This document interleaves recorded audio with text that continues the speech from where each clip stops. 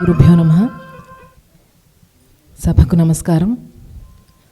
సుధర్మ ప్రాంగణంలో నిర్వహించుకుంటున్నటువంటి మొదటి ఆదివారం కచేరీలలో ఈ నెల కచేరీకి ఒక విశిష్టత ఉంది.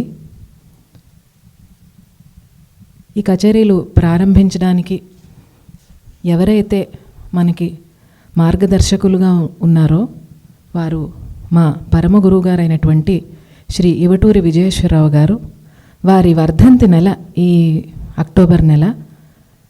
వారు చూపించిన మార్గంలో నడిచే ఒక చిన్న ప్రయత్నంగా మొదలుపెట్టినటువంటి ఈ కచేరీలు ఇప్పటికీ నిర్విఘ్నంగా మనం ఒక 22 నెలలు ఇంచుమించుగా జరుపుకోవడం వారి దివ్య ఆశీస్సులుగా భావిస్తున్నాము. ఇది కేవలం ఎందరో పెద్దల ఆ బలంతోనే, వాళ్ళ ఆశీస్సులతో, ఆ బలంతోనే నడుస్తుంది తప్ప మరొక విషయం ఏమీ లేదు అని మాకు ప్రత్యేకంగా చాలా స్పష్టంగా అర్థమవుతుంది. ఎందుకంటే ఎటువంటి విఘ్నము రాకుండా వాళ్ళందరూ కాపాడుతున్నారు ఈ కార్యక్రమాన్ని. అలాగే ఈ నెల కూడా వారి దివ్య ఆశీస్సులతో, అనుగ్రహంతో ఈ కార్యక్రమం జరుపుకోవటం జరుగుతుంది. ఈరోజు మనకి ప్రత్యేకంగా వారితో ఎంతో అనుబంధం ఉన్నటువంటి ఒక ఇద్దరు వ్యక్తుల్ని, విద్వాంసుల్ని మనం పిలుచుకోవటం, వారు అంగీకరించి ఇక్కడికి విచ్చేయడం నిజంగా చాలా సంతోషకరమైన విషయం. పెద్ద గురువు గారితో కొన్ని వందల వేల మందికి అందరికీ అదే అనుబంధం ఉంటుంది. అది వారి గొప్పతనం. కానీ నాతో పాటు, అంటే నా సమకాలీనులు అని చెప్పచ్చు, అలాంటి విద్వాంసులు ఈరోజు మనకి ఇక్కడ విచ్చేసిన వాళ్ళు. నాతో పాటు నేను గురువుగారి దగ్గర ఉన్నప్పుడు వారు కూడా అక్కడికి సాధనకి రావటం, వారి దగ్గర ఎన్నో విషయాలు తెలుసుకోవటం, ఇలా జరిగిన సందర్భాల్లో మాకుండే అనుబంధంతో నేను వారిని చాలా చనువుగా మీరు ఈ కార్యక్రమానికి రావాలని అడగటం, వారు రావటం జరిగింది. వారిద్దరిని వేదికను అలంకరించాల్సిందిగా కోరుతున్నాను. విద్వాంసులు శ్రీ మంగళగిరి శ్రీధర్ గారు, శ్రీ హెచ్ రామచరణ్ గారు. రామచరణ్ గారు మా గురుగారు ముండ సుధారాణి గారి అత్తయ్య కుమారుడు. ఆ విధంగా పరిచయం ఉండగా పెద్ద గురువు గారి దగ్గర పూర్తిగా తన వైలిన్ అభ్యాసాన్ని చేసి ఈరోజు చక్కటి ఒక స్థాయిలో రాణిస్తున్న మంచి విద్వాంసులు వారు. వారిని సాధారణంగా వేదికను అలంకరించాల్సిందిగా కోరుతున్నాను. అలాగే మృదంగ విద్వాంసులు శ్రీ మంగళగిరి శ్రీధర్ గారు. ఇక్కడ ఒక చిన్న సందేహం కలగచ్చు, మృదంగ విద్వాంసులు వారికి అంత అనుబంధం ఎలా ఏర్పడింది అని. అది వారి మాటల్లోనే మనం వినబోతున్నాము. అంటే వారు ఎంత మందిని చేరదీసి పాఠం చెప్పి ఉంటారో, అంటే ఏ డిసిప్లిన్లో ఉన్నవాళ్ళు, ఇది పాట, వైలినా, వీణ, మృదంగం అనే డిఫరెన్స్ ఏం లేదు ఆయనకి. సంగీతం అంటే అందరూ ఒక కుటుంబంలాగా ఆయన చేరదీసి ఎంతో మందిని ప్రోత్సహించి వాళ్ళ జీవితాలను బాగు చేశారు ఆయన.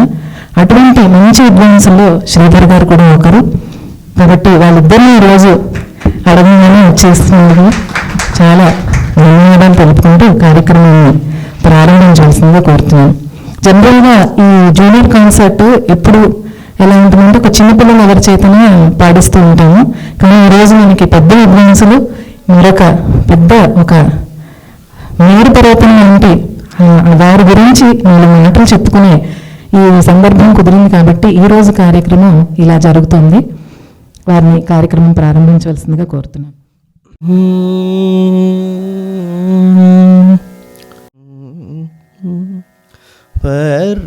పరిపూర్ణ జీవన గురు కరుణ పవన పరిపూర్ణ జీవన గురు కరుణ పవన వరగుణి జన గాన సారా నిరంతర ధారణ పరిపూర్ణ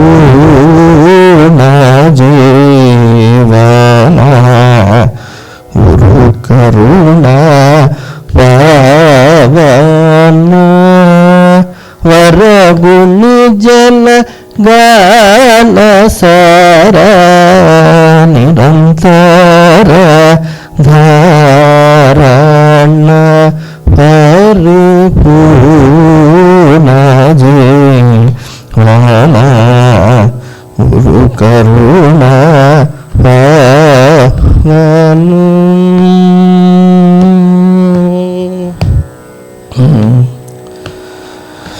కరపద్మ స్థిర మధురస ధనుర్వీణ ప్రణవలీన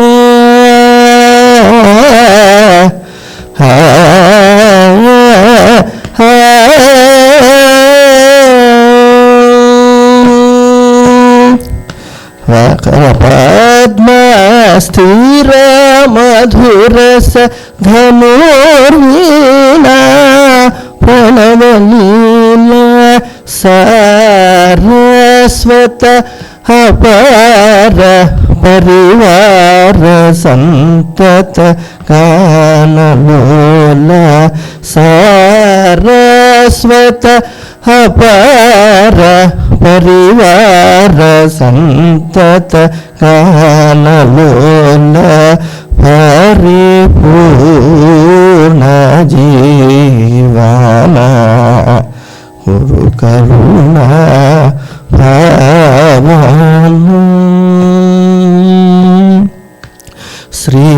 శ్రీరామ స్మరణలోల శ్రీ త్యాగరాజ హృత్కమలవంగ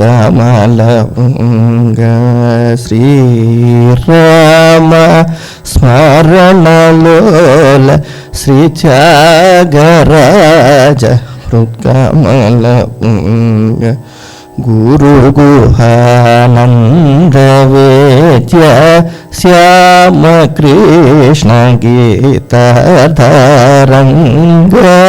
గురు గుహానంద వేద్య శ్యామ కృష్ణ గీతాధారంగ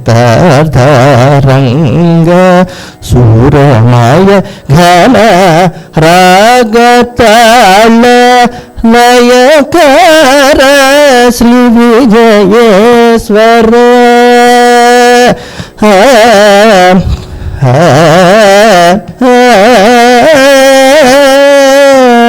సూరనయ ఘన రాగతాళ లయకార శ్రీ విజయేశ్వర పరమ శివాంత కరణ ప్రసాద గాన ప్రభాతమాన సుధీర పరమ శివాంత కరణ ప్రసాద గాన ప్రభాతమాన సుధీర పరిపూర్ణ జీవన గురు కరుణ పావన వరగుని జన గాన సార నిరంతర ధారణ పరిపూర్ణ జీవన గురు కరుణ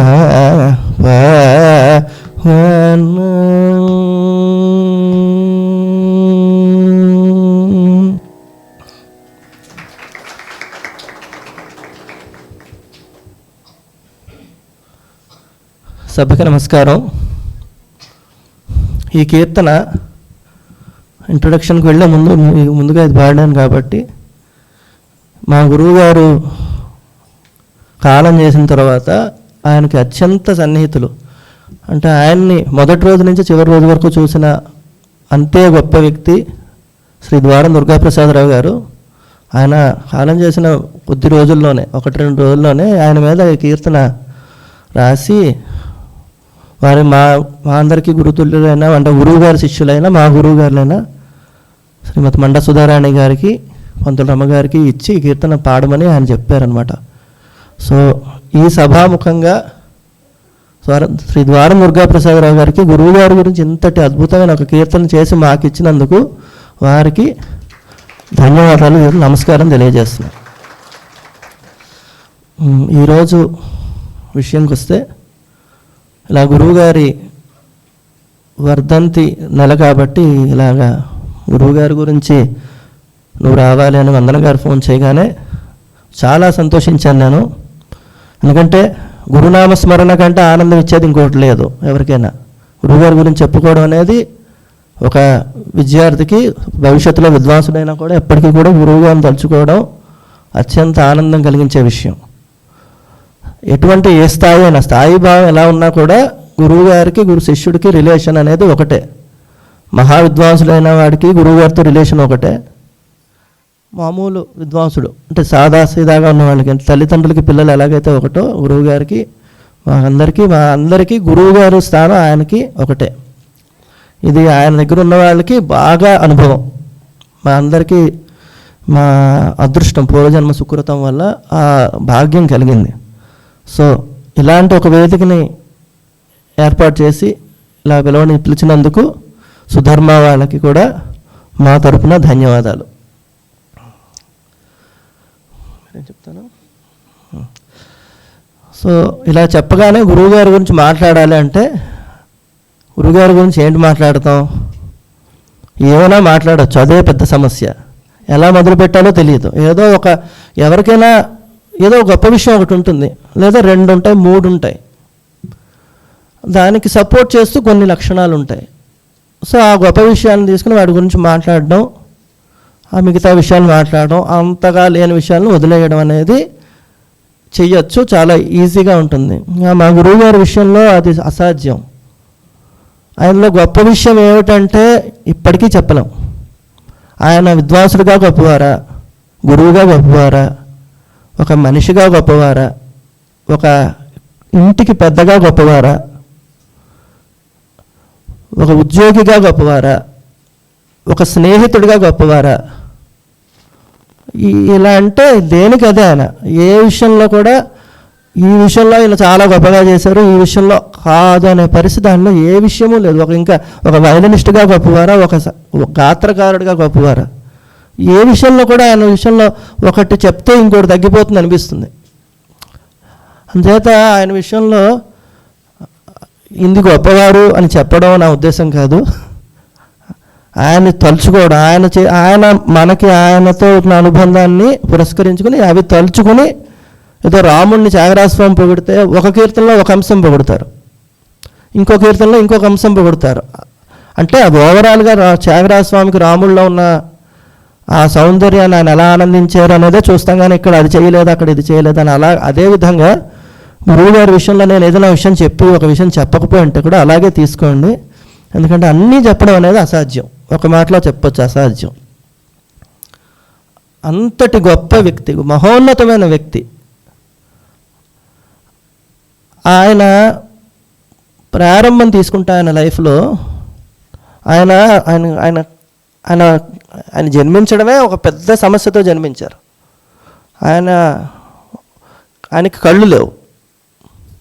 సో అది ఎంత పెద్ద సమస్యో మనకు తెలుసు, మనందరికీ మనం ఎక్స్పీరియన్స్ చేయొచ్చు. కానీ అలా కళ్ళు లేని వాళ్ళు చాలామంది ఉన్నారు, వాళ్ళు మంచి విద్వాంసులుగా కూడా అయ్యారు.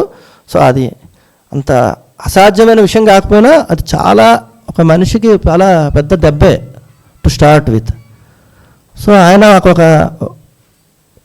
ఒక అంగవైకల్యంతో జన్మించి ఆయన జీవితం తీసుకుంటే ఎక్కడా కూడా హాయిగా ఆయన జీవించింది లేదు. ఏదో ఒక సమస్య, అంటే భౌతికమైన సమస్యలు, హాయిగా లేరంటే హాయిగా లేరని కాదు, ఇటువంటి సమస్యలతోనే ఆయన త్రూఅవుట్ మొదటి నుంచి చివరి వరకు వెళ్ళారు. మేము చూసేవాళ్ళం. నేను ఆయన జీవితంలో చివరి 15-20 సంవత్సరాలు చూశాను. ఆయనతో పాటు ఉండే అవకాశం నాకు వచ్చింది. రోజు ఆయన దగ్గరికి వెళ్ళిపోయాను. రోజు ఆ పండగ లేదు, ఆదివారం లేదు, అది నా అదృష్టం వచ్చింది. సో ఆయనలో ఉన్న ఆయన పడే ఇబ్బందులన్నీ నాకు తెలుసు. ఎన్ని ఇబ్బందులు ఉన్నా అది ఒక గంగా ప్రవాహం ఒకటి వెళుతూ ఉంటే ఒక దగ్గర ఎక్కువ ఉంటుంది, ఒక దగ్గర తక్కువ ఉంటుంది, ఒక దగ్గర అంత ఒడిదుడుకులు ఎదుర్కొన్నా అది ఎలాగ వెళుతుందో ఆయన అలాగే వెళ్ళారు. ఆయన ఎక్కడా కూడా ఆయనలో అంటే వెళతాం, అందరం వెళ్ళడం వేరు, అని ఆయన అంత ఒక ఆనందాన్ని ఒక ఇబ్బందిని కూడా ఒకలాగే చూశారు. ఆయన ఒక్కటే జీవితంలో ఆయన లక్ష్యం ఏంటంటే సంగీతంతో పాటు వెళ్ళడమే. అది ఎంత గొప్ప విషయం తలుచుకుంటుంటే ఈరోజు నాకు ఒళ్ళు జలధరిస్తుంది అనమాట. ఆనందమైనా సంగీతమే, ఏదైనా బాధ కలిగినా సంగీతమే, ఆయనకైనా అవార్డు వచ్చినా సంగీతమే, ఆయన ఏమైనా రిమార్క్ వచ్చినా సంగీతమే, అన్నిటికీ సంగీతమే లింకు. సో సంగీతం ముందుకు వెళ్ళిపోయింది తప్ప ఆయనకి తీవ్రమైన ఆరోగ్య సమస్యలు చెప్పాను కదండి. అలా ఆయన సుఖంగా లేరంటే ఉద్దేశం ఏంటంటే సుఖంగా లేరంటే ఆయనకి అనారోగ్యం, తీవ్రమైన అనారోగ్యం. ఆయనకి 18 ఏళ్ళు 19 ఏళ్ళకి డయాబెటీస్ వచ్చేసి ఆ రోజుల్లో. ఇప్పుడంతా మెడికల్ సైన్స్ అభివృద్ధి చెందిన రోజుల్లో వస్తాయి. అప్పటి నుంచి ఆయన అలాగ స్ట్రగులే, ఆయనకి ఏ రోజుకి ఆ రోజు స్ట్రగులే. ఆయన సంగీతం అనే ప్రవాహాన్ని ఆయన చివరి రోజు వరకు, రేపు తెల్లవారు ఈరోజు అర్ధరాత్రి చనిపోతారంటే ముందు రోజు రాత్రి వరకు ఆయన సంగీతంతోనే బ్రతికారు. ఆయన ఏదో ఉచ్ఛ్వాస నిశ్వాసలు అంటారు కదా, అది ఆయనకి సంగీతమే. ఆ సంగీతం అనే గొప్ప సాధనాన్ని పట్టుకొని బతికితే ఒక జీవితం ఎలా ఉంటుంది అనడానికి ఆయన నిలువెత్తు నిదర్శనం. ఇంకా ఆయన జీవితంలో ఆయన గురించి చెప్పాను కదా, ఏం చెప్పాలంటే రకరకాలుగా వచ్చేస్తుంది, ఏది మాట్లాడితే అదే వస్తుంది. సో నేను కొంచెం ఏదో ప్రిపేర్ అయ్యాను అనమాట. ఇలా ఈ పాయింట్లు ముందుగా ఆయన సంగీత కాలేజీలో వాళ్ళ నాన్నగారు, ఆయన చెప్పాను కదా ఒక కళ్ళు లేవు కాబట్టి ఆయన సంగీతంలో పెడితే బాగుంటుంది. ఆ రోజులో విజయనగరం సంగీత కాలేజు చాలా ప్రఖ్యాతి పొందిన వెంకటస్వామి నాయుడు గారు ఉన్నారు, వైలన్ నేర్పిద్దామని ఆయన తీసుకొచ్చి అక్కడ పెట్టి, ఆయన ఉండేవారు కాదు, ఎవరో వారు ఆ మేనత్త దగ్గర ఎవరి దగ్గర పెట్టి ఈయన సంగీతంలో జాయిన్ చేశారు. అప్పుడు ఆయన లోవరాజు గారు అనే ఒక విద్వాంసుని వద్ద ఆయన సంగీతం మొదలుపెట్టారట. ఒక మనిషి జీవితంలో గురువు పాత్ర అంటుంటుంది అంటే మనకి మా గురువు గారు ఎలాగో అదంతే కదా, అది పరంపర, వారికి వారి గురువు గారు అంతే. ఆయన చివరి రోజు వరకు ఆయన ఎప్పుడు ఏం చేసినా ఆయన గురునామస్మరణే చేశారు. ఎంత ఆయన జీవితంలో మా అందరికీ కూడా ఆయన అంటే అలాంటి భావన ఆయన దగ్గర నేర్చుకునే వాళ్ళందరికీ అంత గురువుగారి పట్ల వారికి గౌరవం. ముందు లోవరాజు గారు అనే విద్వాంసం దగ్గర ప్రాథమికంగా ఆయన సంగీతం నేర్చుకున్నారు. మా గురువుగారి నాన్నగారు వెళ్ళి, అప్పటికి నరసింహరావు నాయుడు గారు సీనియర్ వైలన్ విద్వాంసులు, అక్కడ మీరు చెప్పండి గురువుగారు మా అబ్బాయికి కళ్ళు లేవు, మీరు డైరెక్ట్గా చెప్తే బాగుంటుందండి అని అడిగితే, తప్పకుండా చెప్తాను కానీ సమయం వచ్చినప్పుడు చెప్తాను, చూస్తాను, నేను ఇక్కడే కదా నేర్చుకుంటున్నాడు అని చెప్పారట. అలాగే ఒక 2 ఏళ్ళు అంతా నేర్చుకున్న తర్వాత ఆయనే, ఇంకా ఇక్కడ నువ్వు నేర్చుకున్నది చాలు, నా దగ్గరికి వచ్చాయని చెప్పారు. ఆ రోజు నుంచి ఆయన ఉన్నంతకాలం మా గురువుగారికి ఇంకో పెద్ద సెట్ బ్యాక్స్ జీవితంలో. వాళ్ళ నాన్నగారు 13-14 ఏళ్ళకే చనిపోయారు. మా గురువుగారు వెనకాతల 2 తమ్ముళ్ళు 2 చెల్లెళ్ళు, ఈయనే పెద్ద. ఈయనకే 14 ఏళ్ళు అంటే వాళ్ళు ఇంకెంత చిన్నపిల్లలు అవుతారు. ఆస్తిపాస్తులేం లేవు ఆ రోజుల్లో.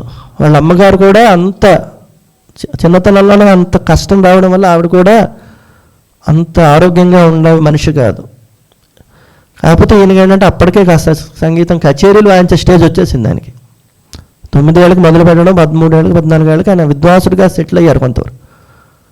వాళ్ళ గురువు గారి దగ్గరికి వెళ్ళి, అప్పటికి నరసింహరావు గారి దగ్గరికి వెళితే, నేను ఏదో 10 రూపాయలైనా సంపాదించిందే నాకు ముద్ద దిగదు గురువు గారు, మీరు ఏదో చెయ్యండి అని అడిగారట. 14 ఏళ్ళ మనిషి, ఇదేదో 24 ఏళ్ళ మనిషి కాదు.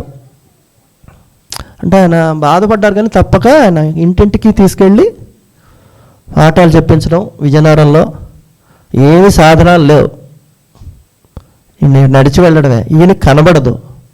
ఒక మనిషిని పెట్టుకొని, ఒక చిన్న పిల్లని పెట్టుకొని వాడికి ₹1-2 ఆ రోజుల్లో ఇచ్చి జీతం ఇంటింటికి వెళ్ళి పాఠాలు చెప్పారు. ఈ కష్టాలు పడ్డారనేది కాదు నా ఉద్దేశం చెప్పడంలో. కష్టాలు చాలామంది పడతారు, ఇది చాలా మనం గౌరవించవలసిన విషయం. కష్టాలు పడి కూడా సంగీతం నేర్చుకున్నారు. కానీ ఆయన ఎలా నేర్చుకున్నారు అనేది నా పాయింట్. కష్టాలు పడి నేర్చుకుంటే ఏదో నేర్చుకుంటారు, ఏదో కచేరీలు వాయించి కాస్త బతుకు తెరువు కోసం ఓకే ఈ కష్టాలు ఇంక పడక్కర్లేదు, ఏదో కచేరీలు వాయించుకుంటాం, సంగీతం పాఠాలు చెప్తాం, అలా నేర్చుకోలేదు ఆయన సంగీతం. ఆయన ఎలా నేర్చుకున్నారంటే ఆయన చనిపోయిన 10-11 సంవత్సరాలు అయింది. ఇది ఆయన మహావృక్షంలాగా అభివృద్ధి చెంది ఇంత ప్రపంచ ప్రఖ్యాతి అయ్యి వారి ప్రేరణతో వారి స్ఫూర్తితో ఇవన్నీ జరుగుతున్నాయి. ఇక్కడ ఇది జరుగుతున్నదంటే 100% మా గురువు గారే, అందులో సందేహం లేదు. ఇది మీకు తెలుసు. ఇలాంటివి ఎన్నో ఇవన్నీ జరుగుతున్నాయంటే అంత చేశారు. ఇన్ని కష్టాలు అనుభవించి చేశారంటే ఏదో కేవలం కష్టాలని కాదు, అన్నీ బాగున్న వాళ్ళు అలా చేయడం కూడా చాలా గొప్ప. నచ్చినట్టు ప్రాక్టీస్ చేయి, నచ్చినట్టుండు, నీకు ఏం పర్వాలేదన్నా అలా సాధించినా గొప్పే, చాలా గొప్ప. అటువంటివన్నీ ఏమీ లేకుండా చేశారు ఆయన. దానికి ఆయన మూల ఆధారంగా ఆయన వాళ్ళ గురువు గారిని చెప్పుకునేవారు. ఆయన జీవితంలో ప్రతిది కూడా ఆయనే డిసైడ్ చేసి సంగీతం నేర్పించి ఆయన చేత పాఠాలు చెప్పించి ఒక ఉన్నతమైన వ్యక్తిగా ఆయన ఒక 20 సంవత్సరాల వయసు వచ్చినప్పటికీ ఆయన తీర్చిదిద్దారు. అది మా గురువుగారు మరో దురదృష్టం ఏంటంటే ఆయన కూడా ఎక్కువ కాలం లేరు. ఈయనకు 18 ఏళ్ళు 20 ఏళ్ళు వచ్చినప్పుడు గురువుగారు కూడా చనిపోయారు. ఇంకా అక్కడి నుంచి ఆయన ఒక్కరే, ఆయనకి పెద్ద దిక్కు అనేది లేదు. ఇంకా ఇప్పటికీ నా 42 ఏళ్ళు వచ్చాయి, ఇప్పటికీ ఏమొచ్చినా గురువుగారిని వెంటపడ్డమే ఇప్పటికీను. ఆయన లేకపోతే గురువుగారు లేకపోతే ఎలా అని ఇప్పటికీ ఆలోచిస్తేనే భయం వేస్తుంది మనకి. అలాంటి దానికి 20 ఏళ్ళు వచ్చినప్పటికీ లేరు. అయినా సరే అదొక సూర్యుడు ప్రపంచం అంతటికి ఎలా వెలిగిచ్చారో ఆయన అంతటి గొప్ప చేసి వాళ్ళ గురువు గారి పేరు కూడా ఈయన నిలబెట్టారు అంత గొప్పగా. గురువు రుణం ఆయన తీర్చుకున్నట్టుగా ఇంకెవరు తీర్చుకుని ఉండరని నా నమ్మకం. ఇందులో ఆయన రాస్తారు కూడా మొదటి దాంట్లోనే పరిపూర్ణ. ఈ కీర్తన చాలా గొప్పగా రాశారు ఆయన. ఈ కీర్తనని ఎనలైజ్ చేస్తే కూడా చాలా గురు కరుణ పావన అన్నారు ఆయన. అంటే ఆ గురువు కరుణ అనే దాంట్లో పావనం అయిపోయిన వ్యక్తి ఆయన. సో ఆ గురువు గారి రుణం కూడా ఆయన తీర్చుకున్నారు. ఆయన ఒప్పుకోరు కానీ ఆయన తీర్చుకున్నారు ఖచ్చితంగా. ఇంకా ఆయన గురించి ఏదో పాఠాలు ఆయన చెప్పాను కదా ఇందాక, ఇంటింటికి వెళ్ళి పాఠాలు చెప్పేవారు. ఇంటింటికి వెళ్ళి పాఠాలు చెప్పినప్పుడు రకరకాల పాఠాలు చెప్తాం. సపోజ్ కాలేజీలో పెడితే రకరకాలు వస్తారు, ఇంట్రెస్ట్ ఉన్న వాళ్ళు వస్తారు, రాని వాళ్ళు వస్తారు. ఇంటింటికి వెళ్ళి పాఠాలు చెప్పి ఆయన ఒక్క మాటలో ఆయన ఒక కన్యాకుమారి గారిని తయారు చేశారు ఆయన. అంటే బాగా నేర్చుకుని వచ్చేవాళ్ళలో అలా తయారు చేస్తే అది ఒక రకం, కానీ అలా ఇంటింటికి వెళ్ళి కూడా ఆయన అంత ఒక మనిషిని ప్రభావితం చేసి ఆవిడ ఈరోజు ఎంతటి ఉన్నతమైన స్థితికి వెళ్ళారో మనకు కనిపిస్తుంది. ఆయన అలాగ పాఠాలు చెప్పి తయారు చేసిన ఒక విద్వాంసురాలు ఆవిడ. అంత గొప్పవి. ఏదో ఇంటికి వెళ్ళి పాఠాలు చెప్తారో 4 డబ్బులు వస్తాయి, బతుకుతాం. ఎవరికి చెప్పామో ఏం చెప్పామో ఎవరికి తెలియదు. ఇప్పుడు మేము చెప్తున్నాం, కానీ అలాగా ఊరికే చేయలేదు ఆయన. ఏ పని కూడా చాలా మనసు పెట్టి ఆ ఫలితం ప్రపంచానికి దక్కేటట్టుగా చేశారు. అదే ఆయన గొప్పతనం. పాఠం చెప్పడం, డబ్బులు తీసుకోవడం, నేనేదో నా జీవితం చెయ్యడం కాదు. పాఠం చెప్పడంలో నేను బతకాలి. ఆయన ఒక మాట చెప్పేవారు ఎప్పుడు. వాళ్ళ గురువు గారు ఇలా 14 ఏళ్ళకి పాఠాలు చెప్తున్నప్పుడు ఒక మాట చెప్పారట. అది తలుచుకుంటే ఈరోజు నాకు నా తర్వాత జనరేషన్స్ కూడా అది ఎంత బాగా వర్తిస్తుంది అనిపిస్తుంది. నీకు దురదృష్టం కొద్దీ ఈ పరిస్థితి వచ్చిందో, మనం ఏం చెయ్యలేం, కాబట్టి పాఠం చెప్పు, డబ్బులు తీసుకో, డబ్బుల కోసం పాఠం చెప్పకు అని చెప్పారట ఆయన. అదే పాటించారు ఆయన. డబ్బులు తీసుకుని పాఠం చెప్పారు. పాఠం చాలా బాగా చెప్పారు. ఆయనకు ఒక ఉద్యోగం వచ్చింది, రేడియో ఉద్యోగం. తర్వాత డబ్బులు తీసుకోవడం మానేశారు ఆయన. మా సుధారాణి గారు, రమ్మగారు వాళ్ళు ఎవరి దగ్గర ఆయన డబ్బులు తీసుకున్నది లేదు. ఎందుకంటే ఆ రోజు అవసరం, నేను బతకాలి కాబట్టి నేను డబ్బులు తీసుకున్నాను. ఎందుకంటే నేను బతకలేకపోతే కుదరదు కాబట్టి డబ్బులు తీసుకున్నాను. ఇంకా నా బతుక్కి నాకు కొంత ఆదాయం వచ్చింది, నాకు వనరులు ఉన్నాయి కాబట్టి నేను ఇంకా తీసుకోను అని ఆయన డబ్బులు తీస్తారు. తర్వాత ఏదో కాలంలో ఏదో కాలక్రమంలో ఏదో కొంత తీసుకుని ఉండొచ్చు, కానీ డబ్బు అనేది ప్రధానం కాదు. డబ్బు తీసుకుంటే ఒకలాగా, డబ్బు తీసుకోకపోతే ఒకలాగా, తెలిసిన వాడైతే ఒకలాగా, ఏమీ లేదు. ఆయన దగ్గర సంగీతం కూర్చుంటే ఎవరైనా ఒకటే. బాగా పాడితే ఎవరినైనా నెత్తిన పెట్టేసుకుంటారు ఆయన. సరిగ్గా పాడకపోతే ఎవరినైనా ఆయన పొమ్మంటారు. అందులో నేను ఎంతోమందిని చూశాను, బాగా తెలిసిన వాళ్ళే, వాళ్ళు నేర్చుకోవట్లేదు, వాళ్ళు పొమ్మండం ఇంకేం లేదు. సో అంతటి గురువుగా ఆయన ఇనీషియల్ స్టేజ్లో అన్ని కష్టాలు పడి, అదేం పూలబాట కాదు, ఇందాక చెప్పినట్టు కష్టాలు పడి ఒక అద్భుతమైన రిజల్ట్స్, ఎంత రిజల్ట్స్ చేశారంటే మన కళ్ళ ముందు కనిపిస్తున్నాయి. ఆయన రిజల్ట్స్ మనం ఈరోజు అనుభవిస్తున్నాం. సో ఆయన ఈ ప్రాసెస్లో ఆయన వాళ్ళ గురువు గారి పట్ల అమితమైన గౌరవం ఆయన కదా డిఎన్ఎం స్కూల్ అని పెట్టారు. డిఎన్ఎం స్కూల్ అంటే ఆ రోజుల్లో విజయనగరం అనేది ఒక చిన్న ఊరు, సంగీత కాలేజ్ ఉంది అప్పటికే, అది చాలా ప్రసిద్ధిగాంచిన సంగీత కాలేజ్. అది ఉండగా ఈ స్కూల్లో ఎవరు జాయిన్ అవుతారు? ఎవరు జాయిన్ అవ్వరు కదా. పెద్ద కాలేజ్ ఉన్నప్పుడు ఇంకొకళ్ళు ఎందుకు వస్తారు? అయినా సరే అక్కడ ఆయనకు అవకాశం లేదు కాబట్టి ఆయన పెట్టుకుని బాటం పెట్టుకుని అక్కడ 10 ఏళ్ళు ఆయన పనిచేసి అద్భుతమైన రిజల్ట్స్ ఆయన చూపించారు విజయనగరానికి. తర్వాత కాలక్రమంలో ఆయన క్యాలికట్ వెళ్ళిపోయారు, ఉద్యోగం వచ్చింది. ఆయన ఎలాంటి వారంటే చాలా అగ్రెసివ్గా ఉంటారు మనిషి. వీరోచితమైన పదం, తెలుగు ఇంగ్లీష్ పదం, వీరోచితంగా ఉంటారు ఆయన. ఏదైనా సరే భయపడరు ఆయన, దేనికి భయపడరు. చూద్దాం చేద్దామని అంటారు. ఆయన క్యాలికట్లో ఆయనకి భాష రాదు, కళ్ళు కనపడవు, ఉద్యోగం వచ్చింది, ఏం పర్వాలేదని వెళ్ళిపోయారు ఆయన. అక్కడ ఉద్యోగం కూడా అద్భుతంగా ఆయన 4 సంవత్సరాలు అక్కడ పనిచేసి మళ్ళీ విజయనగరం వచ్చేసారు, విశాఖపట్నం వచ్చారు. విశాఖపట్నంకి అది ఒక దశ తిరిగిన సమయం అది. ఆయన రాకపోతే విశాఖపట్నం కూడా మిగతా ఊర్లాగే ఉండేది. ఈరోజు అనేక ఊర్లో అదొక ఊరు. విశాఖపట్నం ఉద్యోగం రావడం, ఆయన అక్కడ సొంత ఇల్లు ఉండేది. ఎడమేరు అందరికీ వాళ్ళందరికీ బాధ్యతలు, అక్కడ పెరిగిన వాళ్ళే అందరూ. అక్కడ ఒక గది ఉండేది ఆయనకి. పూర్వం పెద్దిళ్ళు ఉండేవి కదా, ఒక గది, ఆ గది పేరే సంగీతం గది. ఆ ఇంటి సంగీతం మాస్టర్ ఇల్లు, అది సంగీతం గదే. ఆయన పేరు చెప్తే ఎవ్వరికీ తెలియదు ఆ ఏరియాలో. అక్కడికి వెళ్ళి పక్కింటికి వెళ్ళి విజయేశ్వరరావు గారు ఇల్లు అంటే ఎవరు చెప్పరు. ఆ చుట్టుపక్కల ఎక్కడికైనా వెళ్ళి సంగీతం మాస్టర్ గారు ఇల్లు ఎక్కడంటే అందరూ చెప్పేస్తారు. ఆయనకు అలాగే ఆయన ప్రసిద్ధికి ఎక్కారు. ఆ సంగీతం గదిలో ఈ గదికి ఇవన్నీ అదే ప్రేరణ, 100% అదే ప్రేరణ. అవన్నీ ఆయన సృష్టించిన వ్యక్తి. మనం ఏంటంటే ఆయన్ని పాటిస్తున్నవాడు. సృష్టించిన వాళ్ళు గొప్పవాళ్ళు కదా అందరికంటే. ఆ సంగీతం గదిలో ఆయనకి కాస్త డబ్బులు ఉపయోగించుకోవడానికి రకరకాలుగా వాడుకోవచ్చు ఆ రోజు ఆయన. ఇందాక చెప్పాను కదా, డబ్బులేమి ఈజీగా గడిచిపోయిన జీవితం కాదు ఆయనది. ₹1 మిగిలితే బాగుండు అనుకునే జీవితమే. అటువంటిది ఆ డబ్బు అనేది పక్కన పెట్టి సంగీతం ఆయనకి, అక్కడ పాఠాలు చెప్పడం, అక్కడ ఆయన కూర్చుని వాయించుకోవడం, అలా చేయడం వల్ల దానికి సంగీతం గది, ఆ గదికే పేరు సంగీతం గది. అది సుమారు 25 సంవత్సరాలు ఒక వెలుగు వెలిగిన వ్యవస్థ. ఆ సంగీతం గదిలోనే ఫస్ట్ సండే కచేరీలను పెట్టారు. ఆ ఫస్ట్ సండే కచేరీ యాక్చువల్గా నా సమయం వచ్చినప్పటికీ అది కొంచెం గురువుగారి ఇల్లు లేదు, నేను చూడలేదు, చివరిలో చూశాను. ఈయన మేడం గారు వాళ్ళు సంగీతం గదిని బాగా చూసిన వాళ్ళు.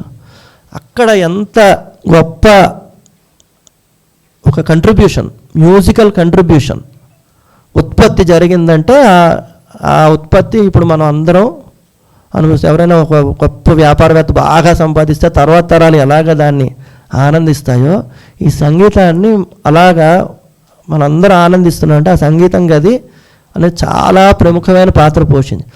ఆ సంగీతం గదితో మన శ్రీధర్ గారికి చాలా, నాకు తెలిసి, నాకు లేదు టు బి ఫ్రాంక్, నేను చివరిలో వెళ్ళాను ఆయన దగ్గరికి. ఆయన ఆ గదితో ఉన్న అనుభవాలు మీరేమైనా షేర్ చేసుకుంటే గురువుగారి చరిత్రలో పూర్వభాగం అంతా కూడా తను చాలా సంక్షిప్తం చేసి చాలా పాయింట్లు కవర్ చేశారు తక్కువ టైంలో. మానసిక అనుభూతి పొందుతూ మాట్లాడాడు ఆయనని నేను అనుకుంటున్నాను. ఎందుకంటే మా తర్వాతే తను వచ్చారు, అది వాస్తవం. నాకన్నా ముందు వందన గారు వీళ్ళందరూ కూడా నాకన్నా ముందు నుంచే ఉన్నారు. కాకపోతే నేను ఆయన గురించి మాట్లాడేంత ధైర్యం లేదు నిజానికి. ఎందుకంటే వారి జ్ఞానంలో లయ అనేటువంటి భాగంలో ఒక చిన్న అంశానికి సంబంధించిన వ్యక్తిని మాత్రమే నేను. కానీ సామాజిక సాంఘిక స్థితిలో మాత్రం ఆయనతో ఇంచుమించు ఒక 14 సంవత్సరాలు పూర్తిగా చెప్పచ్చు, ఒక 14 years వరకు ట్రావెల్ చేశాను. అది ఎలాంటి ప్రయాణం అంటే, వారు వైలిన్ విద్వాంసులు. నాకు వారి గురించి పూర్వం ఏమీ తెలియదు. నేను 1995లో విశాఖపట్నం రావడం జరిగింది. అప్పటికే ఓ చిన్న చిన్న కచేరీలన్నీ వాయిస్తున్నాను నేను. కానీ మృదంగం వాళ్ళకి చాలామందికి ఉండే అలవాటే నాకు ఉంది. కీర్తన మీద ఎటువంటి భావం లేకుండా నాకు వచ్చిన వరుసల్ని నేను ఎంత బాగా వాయించగలను, నేను అనుకున్నవన్నీ ఆ కచేరీలో ప్రజెంట్ చేశానా లేదా, ఇలాంటి అంశాలే నా బ్రెయిన్లో నడిచేవి. అప్పటికి నేను కచేరీలు వాయిస్తూ ఒక 4 సంవత్సరాలు అవుతుంది. 1989 నుంచి నేను ఈ మృదంగం విద్య నేర్చుకోవడం జరిగింది. గురువుగారి దగ్గరికి రావడం 1995. నేను విజయనగరం చెందినవాడిని. ముందు విజయనగరంలో ధన్వాడ ధర్మారావు గారి దగ్గర నేర్చుకున్నాను. నా మొట్టమొదటి గురువుగారు ఆయన. ఒక 6 నెలలు నేర్చుకున్న తర్వాత వారు హైదరాబాద్ వెళ్ళిపోతే నన్ను సంగీత కళాశాలలో జాయిన్ చేశారు. అప్పుడు ద్వారం దుర్గాప్రసాదరావు గారు అక్కడ ప్రిన్సిపల్గా ఉన్నారు. ఆయన ఉన్నప్పుడు నాకు తెలిసి వినాయక నవరాత్రులు అంటే చాలా మంచి మంచి పెద్ద పెద్ద విద్వాంసులందరూ కూడా విజయనగరం వచ్చి ఆ 9 రోజుల ఉత్సవాల్లో పాల్గొనేవారు. మాకు ఎంతసేపు మా దృష్టి ఏంటంటే వాళ్ళతో ఎప్పుడు కచేరీ వాయిస్తామా, ఇంకొకటి బ్రెయిన్లో లేదు. చిన్న కచేరీలు వాయిస్తా ఎప్పుడు వీళ్ళతోనైనా అనే ఒక చిన్న భావన కూడా ఉంటూ ఉండేది. అంటే తెలియనితనం అనుకోవచ్చు, లేకపోతే ఏదో సాధించాలనే తత్వం అనుకోవచ్చు, ఏదైనా అనుకోవచ్చు.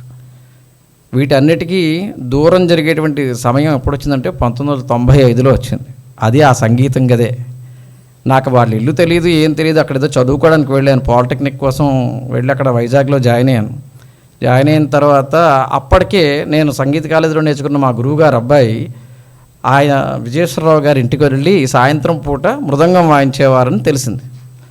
అమ్మో, అంత పెద్ద ఆయన దగ్గరికి మా గురువుగారు అబ్బాయి వెళ్ళారంటే ఆయన రికమెండ్ చేసి ఉంటారు, కృష్ణమూర్తి. సరే, ఇంకా నేను ఎలాగైనా వెళ్ళాలి, నా మనసులో కోరిక ఉంది. అయితే దాని గురించి ముందు వివరం తెలియాలి. అది మీకు ప్రస్తావించి చెప్పదలుచుకున్నాను ఈరోజు. అసలు మృదంగం వాళ్ళకి అక్కడ ఉన్నటువంటి విజయేశ్వరరావు గారి దగ్గర ఎలాంటి అనుభవం ఉందనే విషయాన్ని ప్రస్తావించదలుచుకున్నాను. అది చెప్పాలి అంటే మీకు కొంతమంది మృదంగ విద్వాంసుల పేర్లు చెప్పాలి. మీకు తెలిసే ఉండొచ్చు. అందులో ఘటం వాయించేటువంటి నేమాని సోమయాజులు గారు, ఆయన ఇప్పుడు హైదరాబాద్లో ఉంటున్నారు. ఆయన గురువుగారింట్లోనే అద్దెకి ఉండేవారని తెలియజేశారు. వారు అప్పుడప్పుడు మాషార్తో పాటు అకాంపన్మెంట్ వాయించేవారని, మన సద్గురు చరణ్ గారు వారి దగ్గర మృదంగం నేర్చుకునేవారని చెప్పేవారు. సరే, ఇవన్నీ బాగానే ఉంది, మంచి అసోసియేషన్ ఉంది వాళ్ళకిను. కానీ నేను ఎవరిని అసలు నాకు ఎవరు పరిచయం లేదు. కానీ నాకు మృదంగం వాయించుకోవడానికి ఒక ప్లేస్ కావాలి వైజాగ్లో. ఫస్ట్ ఆఫ్ ఆల్ ఎట్లా వస్తుంది? నాకు ఆధారం కూడా ఏం లేదు. మా ఇంట్లో వాళ్ళు బాగా చదువుకోరాని పంపిస్తే నేను వెళ్ళి సంగీత కచేరీలు అని చెప్పి తిరిగేవాడిని. ఇంట్లో మృదంగం వాయించనిచ్చేవారు కాదు నాకు. అందువల్ల నాకు ఒక ప్లేస్ కావాలి ఫస్ట్ ఆఫ్ ఆల్. అందుకోసం అని చెప్పి నేను ఈ సంగీతం గదిని ఎంచుకున్నాను అనమాట. అలా అని చెప్పకుండా మాస్టర్ దగ్గరికి ఒకరోజు వెళ్ళాను. అది ఇంచుమించు 1995 జూన్ జూలై టైంలో వెళ్ళాను. వెళ్ళి, గురుగారు నమస్కారం అండి, నా పేరు శ్రీధర్ అంటారు, నేను ఇలాగా విజయనగరం కాలేజీలో సంగీతం నేర్చుకున్నాను, మృదంగం వాయిస్తానండి కొంచెం. అప్పుడు నాకు ఇంకేంటంటే నా డిప్లొమా అయిపోయిందని చెప్పి రాజ్యలక్ష్మి గారని అక్కడ కొత్తగా సంగీత కాలేజీలో ఒక లెక్చరర్ జాయిన్ అయితే ఆవిడ దగ్గర గాత్రం జాయిన్ అయిపోయాను. ఎందుకంటే కొంత గాత్ర అనుభవం కూడా ఉంటే బాగుంటుందని అక్కడ జాయిన్ అయిన కొత్తలోనే ఇక్కడికి రావడం జరిగింది. అందువల్ల ఈ సంగీతం నేర్చుకోవడం అన్న పదం వాడాను. ఎన్ని వర్ణాలు వచ్చాయి అని అడిగారు. వెంటనే అయిపోయింది. నాకు అలంకారాల వరకు వచ్చండి ఏదో చెప్పాను. చెప్తే దేనికి వచ్చావు అని అడిగారు. వెంటనే ఇక్కడ మీ దగ్గర మృదంగం వాళ్ళందరూ వచ్చి సాధన చేస్తూ ఉంటారటండి, నేను అలా వాయిద్దాం అనుకుంటున్నాను, నాకు మీరు అవకాశం కల్పిస్తే బాగుంటుంది. అయితే నువ్వు మృదంగం వాయిస్తావు అన్నారు, నువ్వు సంగీతం కాదనమాట అన్నారు. అవునండి, నేను మృదంగం నేర్చుకున్నాను, ఇలా డిప్లొమా రీసెంట్గా పాస్ అయ్యాను. సరే, మరి నిజం మృదంగం ఉందా అని అడిగారు. నేనేం మృదంగం పట్టుకెళ్ళలేదు. యాక్చువల్గా నా దగ్గర అప్పటికి ఒకటే మృదంగం ఉండేది.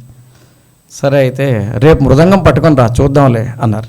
అనేసి అంటే సరే వెళ్ళిపోయాను. నాకు అప్పటికి వీళ్ళందరూ నేర్చుకున్నారు, వాయించారు, ఇవేవి తెలియదండి. ఒక లేమన్ నాలెడ్జ్తోనే నేను వారి దగ్గరికి వెళ్ళడం జరిగింది. ఆ వెళ్ళిన తర్వాత మాత్రం ప్రతిరోజు ఒక్కొక్క చెప్పాలంటే మీరు ఇప్పుడు సంగీతంలో టెక్నికల్ టర్మ్స్ ఎలా నేర్చుకున్నారో, ఏది మాట్లాడాలి ఏది మాట్లాడకూడదు దగ్గర నుంచి అలాంటి అంశాలన్నీ కూడా నేను అక్కడికి వెళ్ళిన తర్వాత నేర్చుకున్నాను. ఫస్ట్ ఆఫ్ ఆల్ ఎంత మాట్లాడాలో కూడా తెలియదు నిజానిగా నాకు. అది కూడా ఆయన ఏంటంటే ఒక హ్యూమర్ ఉండేది ఆయన దగ్గర. చెయ్యకూడదన్న పదానికి కూడా ఒక చిన్న హాస్యాన్ని అక్కడ సృష్టించి మరి చెప్పేవారు. మనకు అర్థమైపోయేది ఆటోమేటిక్గా. నెక్స్ట్ టైం చాలా బుద్ధిగా ఉండాలి అనేటువంటి సంగతి ఉండేది. అంటే హ్యూమర్ అంటే చెప్తున్నా, ఈయనే అక్కడ నాకు బాగా గుర్తు. అంటే మీ టాపిక్ మధ్యలో బ్రేక్. ఒక పెద్ద మహా విద్వాంసుడు ఒక ఆయన, పెద్ద ఆయన మృదంగిష్ట, అప్పటికే 90 ఏళ్ళు బతికి ఆయన చనిపోయారు. మా గురువు గారికి చాలా గురుతుల్యులు ఆయన. పేరు కూడా చెప్పేస్తాను, కోలంక వెంకటరాజు గారు పోయారని కబురు వచ్చింది ఆయనకి. అంటే అప్పటికే చాలా పెద్ద ఆయన, 90 ఏళ్ళ మనిషి. ఆయన అనారోగ్యంతో కూడా ఉన్నారు. సో గురువుగారు బాధపడ్డారు, కానీ ఆయన స్వర్గస్థులయ్యారు, మంచిది, చాలా గొప్పవారు అని ఆయన గురించి మాట్లాడుతున్నారు. అప్పుడు కరెక్ట్గా ఆయన వచ్చారు. జస్ట్ అలాగా వచ్చి గురువుగారు నమస్కారం అండి అన్నారు. నమస్కారం అని వెంటనే వెంకటరాజు గారు పోయారు. తెలిసిందా అంటే తెలియదండి అన్న. నీకు ఆయన తెలుసా అని అడిగారు. ఆయన చేతుల మీదుగా ఒకసారి ప్రైజ్ తీసుకున్నాను గురువుగారు అండి. అయితే పోయినా పర్వాలేదులే అయితే అన్నారు. అంటే ఇలాంటి ఒక చమత్కారాలు చెప్తూ ఉండేవారు ఆయన. అవి అలా గుర్తుండిపోతాయి.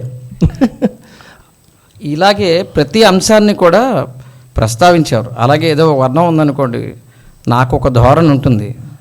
ఆ వర్ణంలో వచ్చేటువంటి చిన్న స్పేస్ని కూడా విడిచిపెట్టకుండా వాయించేయాలన్నమాట. అక్కడ ఖాళీ దొరికిందంటే ఆ మధ్యలో దినతరగడ అని వాయించే అనుకోండి. ఆయన వైలిన్ వాయిస్తూ సాధారణంగా ఒక ఫ్లోలో ఉంటారు. పక్కనే కూర్చోబెట్టేవారు, ఇటుపక్క కూర్చునేవాడిని. వీళ్ళందరూ వచ్చి వందన గారు వీళ్ళందరూ వచ్చి తంబురా వేసేవారు. దానికి మళ్ళీ పోటీ ఉండేది, అది చెప్పాలి, ఖచ్చితంగా చెప్తాను నేను.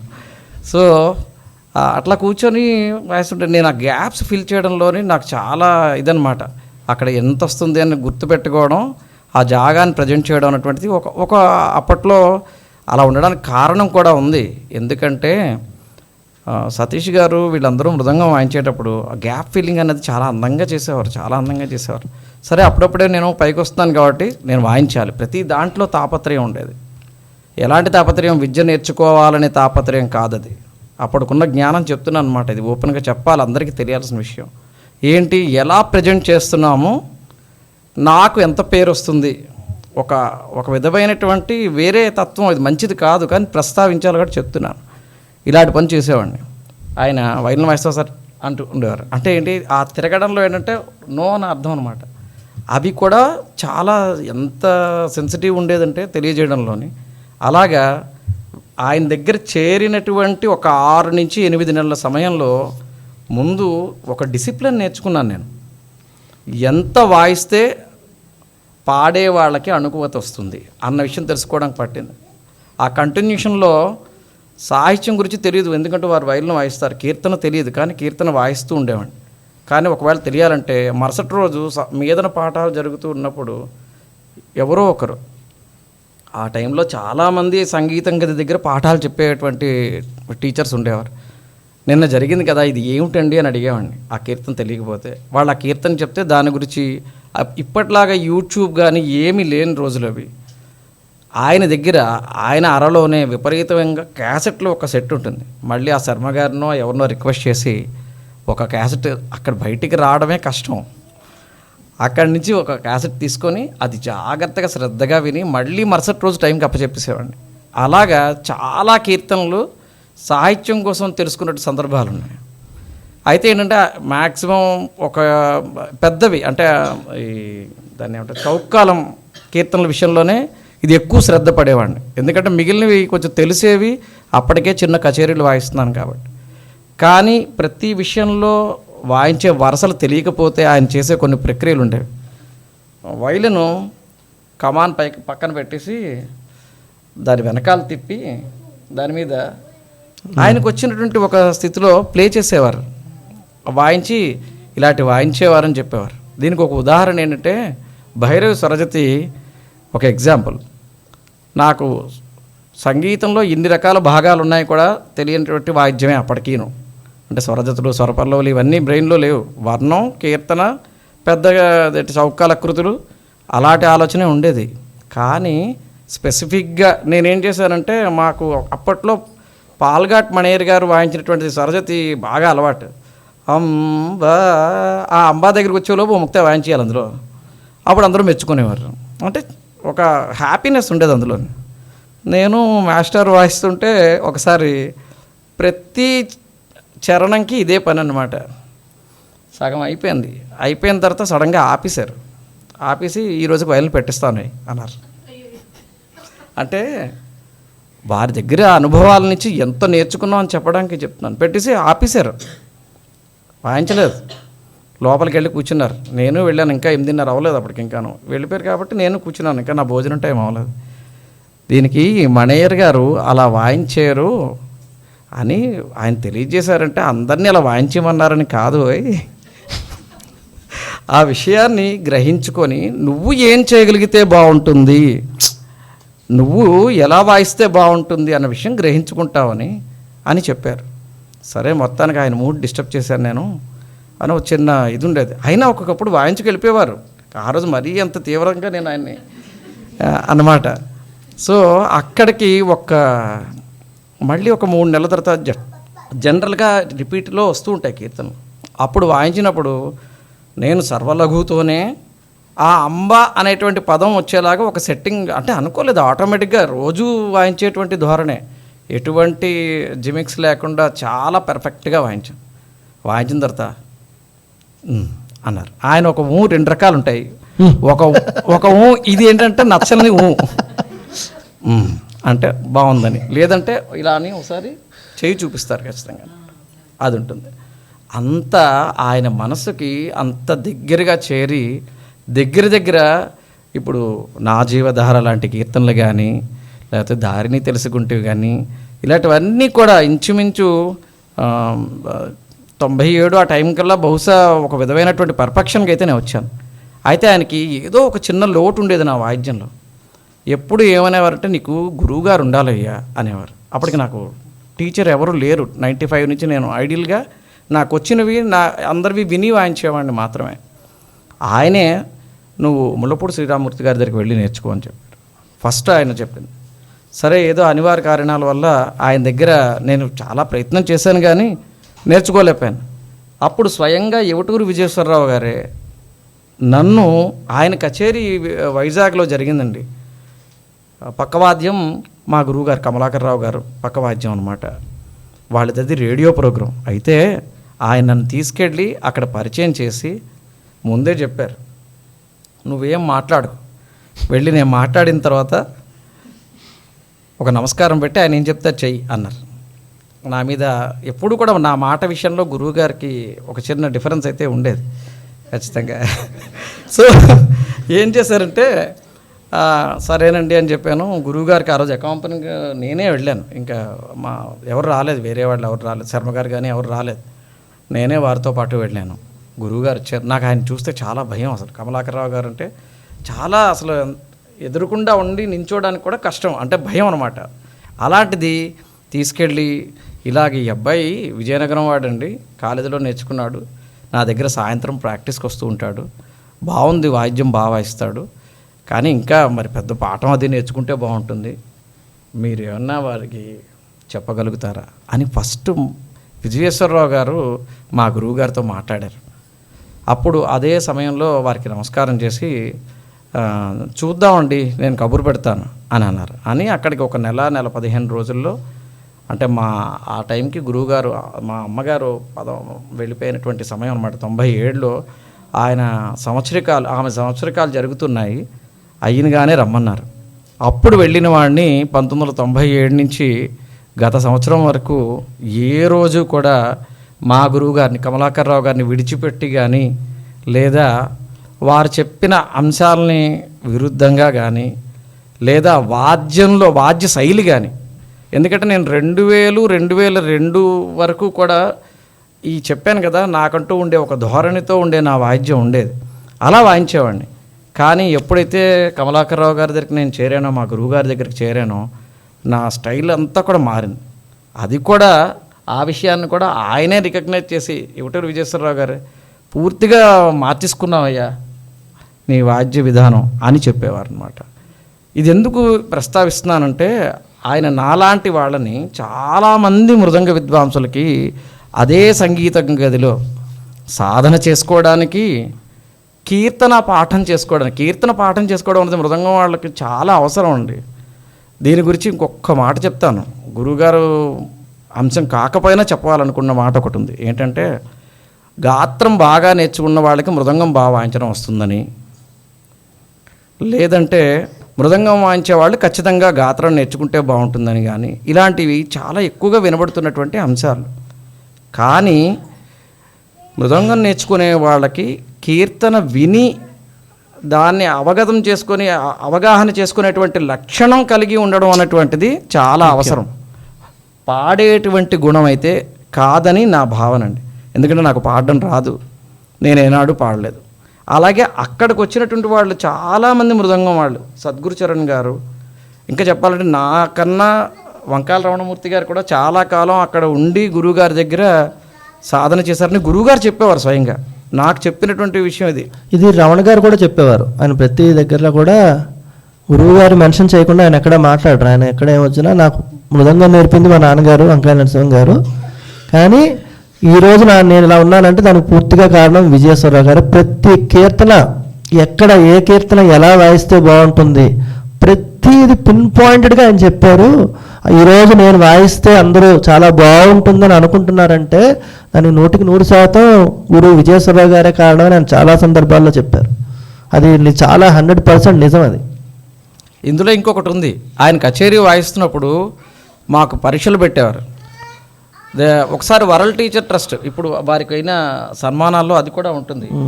సింహాచలంలో కచేరీ జరిగింది, వారి అనుభవం అన్నమాట చెప్తున్నాను. ఇవటూరు విజయేశ్వరరావు గారు గంట కచేరీ, ఆ రోజు స్లాట్ సింహాచలంలో జరిగిన ఒక కచేరీ అండి. ఏదో తన్యావర్తనం ఇందులోనూ ఏమీ చెప్పలేదు. నేను ఎవరో ఆయనే అనుకోరు, మీకు ఇలా చెప్తారు అంతే. ముందు ఎప్పుడు ఏ రోజు కూడా ఆ ప్లాన్ ఆఫ్ కాన్సెప్ట్ అన్నట్టు తెలియదు ఆయనతో ఉంటే ఖచ్చితంగా.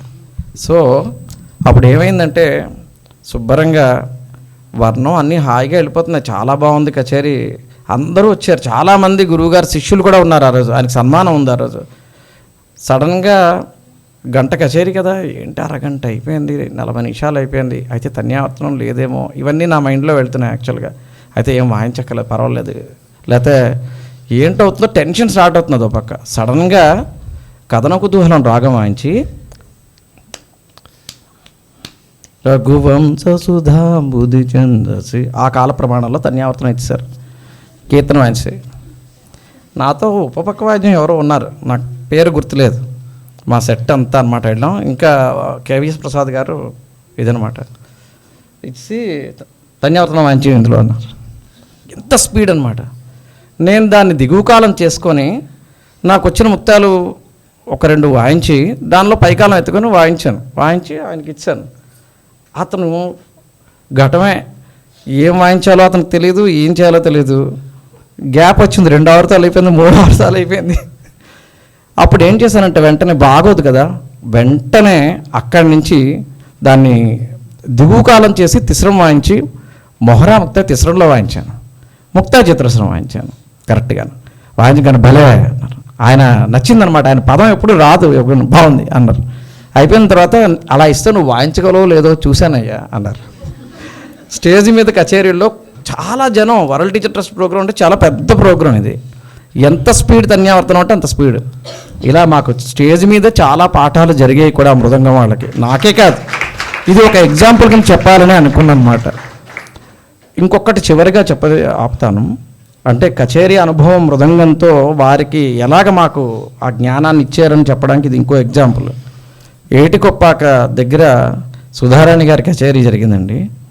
ఆ కచేరీకి వారు వైలిన్ సహకారం, నేను మృదంగ సహకారం. ఆ రోజు మెయిన్ ఐటమ్ దగ్గర 1.5 గంట ఎంతో, అసలు అభేరి రాగం, నగుమం. వాళ్ళు రాగం పాడుతున్నప్పుడే వాళ్ళ భావం మొహంలో ప్రస్ఫుటంగా తెలుస్తున్నది. మేడం గారు చాలా లీనమై పాడుతున్నారండి. రాగం అయిన తర్వాత ఈయన వాయిస్తున్నారు, కీర్తన మీరున్నారా? ఓకే. అలా కళ్ళంట నీళ్లు కారిపోతున్నాయి ఆ కచేరీ జరుగుతున్నప్పుడు. నాకు అభేరి నగుమం అంటే చెతకొట్టి వాయించడం తప్ప ఇంకోటి తెలియదు. అంటే నాకు ఉన్న విషయం తెలియాలి చెప్తున్నాను. ఆ రోజు గమకంతో చాలా సంధానం, నన్ను నేను ఎంత ఏ వరుస ఆపుకోవాలరా మనసులో కొంచెం చెప్పుకుంటూ, అంటే భావ ప్రకటనకి ఛాన్స్ లేదు కదా ఎక్కడ. మృదంగం ద్వారా తెలియజేసే శక్తి నాకు ఆ రోజు వచ్చిందనమాట. ఇది ఒక ఎక్స్పీరియన్స్ ఖచ్చితంగా చెప్పాలి. ఎంత బాగా వచ్చిందంటే అందులోనే తన్యావర్తనం మళ్ళీను చాలా విళంబం కీర్తన, అందులో ఒక ఎక్స్ప్రెషన్తో వెళ్తున్నది.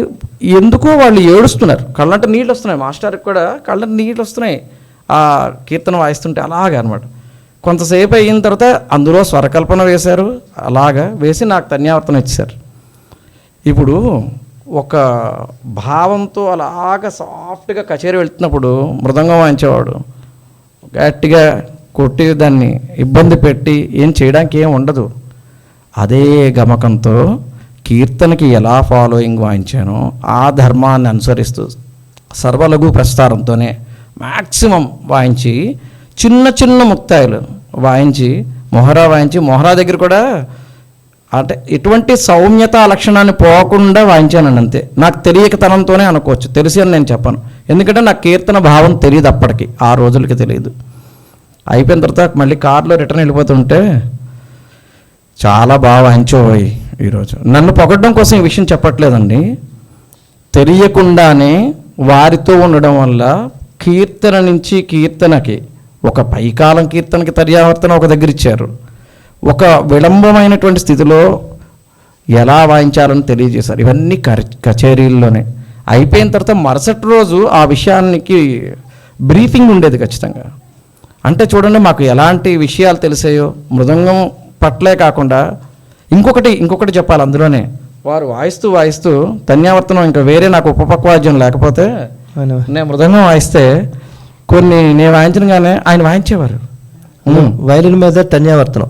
నాకు సపోర్ట్ అనమాట. ఎలాంటి ఎక్స్పీరియన్స్ అంటే అది కొంతసేపు అయిన తర్వాత పైకాల జనకడ అంటే మొహరామంత ప్రస్తారానికి వెళ్ళిపోతాం కదా, వెళ్ళిపోయినప్పుడు ఆయన కూడా వెనక ఇలా కిరికిరిదని కాకర పికర కమాన్ అని అనేవాళ్ళం. ఆ కమాన్ వేస్తూ అసలు ఒక దగ్గర కొంతసేపు ఇంకా వీడికి చేయి పట్టేస్తుందిరా అన్న స్థితి ఆయనకి అర్థమైపోతే వదిలేసేవారు. అంటే ఒక్కొక్క రోజు అంటే ప్రతి విషయం నేను ఎలా ఉండేవాడిని అనే అనుక్షణం నా గురించి తెలిసి నన్ను ఎలా ఎలివేట్ చేయాలి, నా ఉద్దేశాన్ని అర్థం చేసుకోండి. అక్కడ ఒక విధంగా వీడు బాగుపడతాడరా, వీడికి మంచి టీచర్ కావాలి, వీడు బాగా మంచి ఒక ఫైల్లో పెట్టాలంటే వీడు ఇలా ఉండాలి, వీడు ఇలా మాట్లాడకూడదు అంటే చూడండి. అందుకే నేను 2 పదాలు చెప్పాను, సామాజిక సాంఘికపరమైన అంశాలతో కూడినటువంటి అభివృద్ధి నేను ఆయన దగ్గర నేర్చుకున్న అంశం అని. అంతేకాకుండా చాలా కీర్తనలకి నాకు తెలీదు, రేడియోలోని కారు వెలుపులు లాంటి కీర్తనలు అయిన తర్వాత వాటి తాలూకా విశ్లేషణ ఇంటి దగ్గర జరిగేది. మళ్ళీ చేతులార శృంగారం అవచ్చు, ఇవన్నీ కూడా పెద్ద కీర్తనలని. మృదంగం వాళ్ళకి ఏమిటి అవసరం, వరుసలు తెలిస్తే వాయించేసుకోవచ్చు కదా, అలా ఏనాడు లేదు. ఇంత జ్ఞానం కలగడానికి కారణం ముఖ్యులు వారే. ప్రవర్తనాపరంగా, విద్యపరంగా, వాద్యపరంగా అభివృద్ధిలో నా వరకు నాకు విద్య నేర్పిందంతా కమలాకరరావు గారు. వారి దగ్గర చాలా మటుకు మెళుకువలు నేర్చుకొని అసలు ఈరోజు ఈ మాత్రమైనా వాయించి ఈ స్థితిలో ఉన్నానంటే ఖచ్చితంగా మా గురువు గారు 100% వారి వల్లే నేను ఇలా ఉన్నాను. కానీ ఆ మెళుకువలు తెలిసి వారి దగ్గర చేరే మార్గం అసలు మంచి టీచర్ దొరకాలి కదండి. అంటే ఒక వ్యక్తి తన దగ్గరికి వెళ్ళినప్పుడు ఎవరో తెలియదు, నేను ఎవరో తెలియదు, ఆయనకి ఎవరు పెద్దవాళ్ళు రిఫరెన్స్ లేదు, ఎటువంటి ఇది లేకుండా అక్కడికి చేరి అదే సంగీతం గదిలో, నాకు సంగీతం గది అంటే చాలా ప్రాణం ఉండేది. కొట్టేసిన రోజు అసలు ఏడవడం తప్ప ఇంకోటి లేదు నాకు. ఎందుకంటే నా మృదంగాలు అందులోనే పెట్టుకునేవాడిని, నేను ఉండేది వేరే చిన్న గదిలో ఉండేవాడిని. అప్పటికి ఆయన దగ్గరికి కానీ మీరంటే నేను అడ్డొస్తున్నాను, నేను నెక్స్ట్ పాయింట్ అదే మాట్లాడదాం అనుకుంటున్నా. గది అనేది ఒక ఫిజికల్ ఫామ్, అది కేవలం ఫిజికల్ ఫామే, అది ఒక గోడలతో కూడిన గది. కానీ ఆ గది అంటే ఈ గోడలు ఈ ఫ్యాన్లు కాదు, ఈ మధ్యలో జరిగే ఒక ప్రక్రియ ఉంటుంది. నేను నెక్స్ట్ యాక్చువల్గా అదే మాట్లాడదాం అనుకుంటున్నాను, మీది అయిపోయానండి, అందుకే మధ్యలో వచ్చాను. లేదు సో గది కొట్టేయడం అనేది అది ఒక భౌతికమైనది కాబట్టి ఏదైనా ఒక రోజుకి ఎగిపోతుంది. నేను వెళ్ళినప్పటికీ ఆ గది నాకు తెలియదు, చివరిలో చూశాను. కానీ నాకు సంగీతం గది వైభవం తెలియదని చెప్పాను కదా, కానీ సంగీతం గది వైభవం అంటే ఆ సంగీతం గది అదే గది. ఆయన ఏమన్నారంటే 18 మెట్లు పైకి వచ్చింది పోయి చిన్నదైంది అన్నగారు. అంటే పైకి వచ్చింది చిన్నదైంది అంతే తేడా. సంగీతం అక్కడ ఆయన ఇంటి స్ట్రక్చర్ కూడా అలా ఎలా ఉండేదంటే రెండు ఎంట్రన్స్లు ఉండేవి. బంధువులు ఎవరు వచ్చినా ముందు నుంచి వచ్చేవారు. సంగీతం వాళ్ళు స్టూడెంట్స్ ఎవరియండి, పెద్దవాళ్ళు ఎవరిని చిన్న భిన్నంగా అలా వచ్చేసి గురువు గారి గదిలోకి డైరెక్ట్గా వచ్చేసేవారు. అది సంగీతం గదే. అక్కడ ఎప్పుడూ సంగీతమే. అక్కడ తంబురాలు, వైలన్లు, పుస్తకాలు తప్ప ఇంకేమి ఉండవు. గురువు గారు కుర్చీ, ఆ టేప్ రికార్డర్, ఒక పెద్ద క్యాసెట్లా ఒక ర్యాక్ ఉండేది. ఎన్ని కలెక్షన్ చేశారో ఆయన. ఎంత ఈ రోజుల్లో మనకేంటంటే ఇలా కంప్యూటర్లో కొడితే కొన్ని వందల కచేరీలు వస్తున్నాయి. ఆయన ఎంత కలెక్ట్ చేశారో. ఆ రోజుల్లో ఒక వోకల్ కచేరీలు, పెద్ద పెద్ద విద్వాంసులు 100 కచేరీలు, ఇన్స్ట్రుమెంట్ ఆయన దగ్గర, నాయుడు గారికి ఆయన దగ్గర ఉన్నంత కలెక్షన్ ఎవరి దగ్గర లేదు, ఆయన కుటుంబంలో వాళ్ళ దగ్గర కూడా లేదంత, అంత ఉండేది. సో అది ఫిజికల్గా మారింది, కానీ ఏమీ మారలేదు. ఆ తర్వాత కూడా నేను వెళ్ళిందంతా అక్కడే. అదే సంగీత సాధన, అదే సంగీత పాఠం చెప్పడం. ఇప్పుడు మేడం గారు కూడా వచ్చేవారు అక్కడికి. నాకు ఆ తంబురా వేయడం అవన్నీ నాకు కూడా తెలుసు. కొన్నాళ్ళకి ఒక్కొక్కళ్ళు వెళ్ళి జారుకున్నారు, పెద్దవాళ్ళు అయిపోయి బిజీ అయ్యి. అందరూ వస్తే కూర్చుని వాయిస్తారు కొంతమంది, ఆయన లేరు, అలా తగ్గిపోయారు. ఆయనకి తంబురా కొట్టుకునే రోజుల నుంచి ఈరోజు తంబురా ఎవరు వేస్తారు అనే రోజులు వచ్చాయి. నేను చూశాను అవి. నేను అనుకునేవాడిని, అంటే ఆయనకి తంబురా అనేది ఎంత ఆయనకి జీవితంలో పార్ట్ అంటే, తంబురా వేయకుండా వాయించుకుంటారా గురువుగారు అసలు అని నేను అనుకునేవాడిని. తంబురా వేయకపోతే అసలు గురువుగారు వైలిన్ వాయిస్తారా, ఎవరు లేకపోతే ఏం చేస్తారబ్బా అని అనుకునేవాడిని. కానీ తంబురా ఎవరు లేని రోజు కూడా వచ్చింది ఆయనకి. అప్పుడు ఏం చేశారు ఆయన, ఆయనకి ఇవి నచ్చవు, ఇవి పెట్టండి, బాగోలేదు అంటారు వెంటనే. ఇది కాదు, ఇంకా యాప్స్ ఫోన్లో ఏదో పెట్టాను ఒకసారి, నాకు బాగా గుర్తు. గురువుగారు ఫోన్లో వచ్చిందండి, తంబురా లాగే ఉంటుందని ఇలా పెట్టాను, తీ అన్నారు. ఇలా అనగానే తీ అన్నారు.